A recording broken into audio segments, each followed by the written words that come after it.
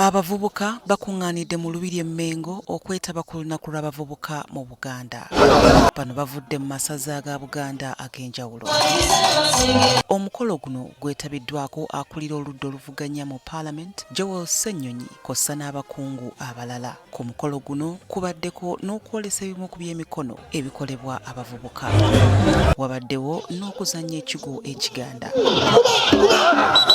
Mu kwogera, Katikkiro wa Buganda Charles Peter Mayiga akalaatidde abavubuka okubeera abayiiya naddala ku mulembe guno ogwa tekinologiya. Ennaku zino tulina ebyuma bikalimagezi bituyigiriza ebintu bingi ebiwera. Era kye tukubiriza abavubuka ab'omulembe guno bakozese omutimbagano n'ebyuma bikalimagezi nga babiyiyizaako.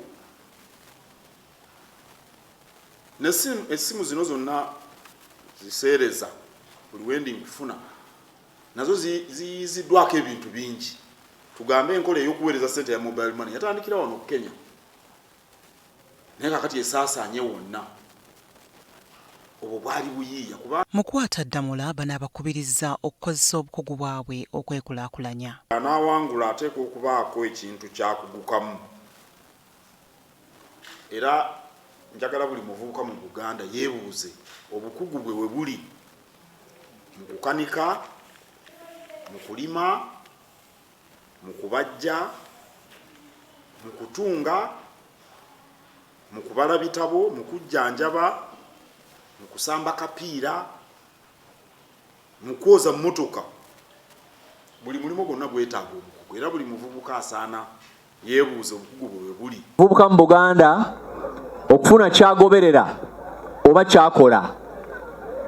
Abavubuka mu Buganda nsaba tutunuulire gwe kyoyagala okukola n'okulaba bw'okifuna okusinga okutunuulira ebikulemesa. Ssentebe w'abavubuka mu Buganda Beka Ssejjengo atenderezza Obwakabaka ku mulembe omutebi okusoosowaza abavubuka. Ku lw'abavubuka bonna tuddamu okusiima beene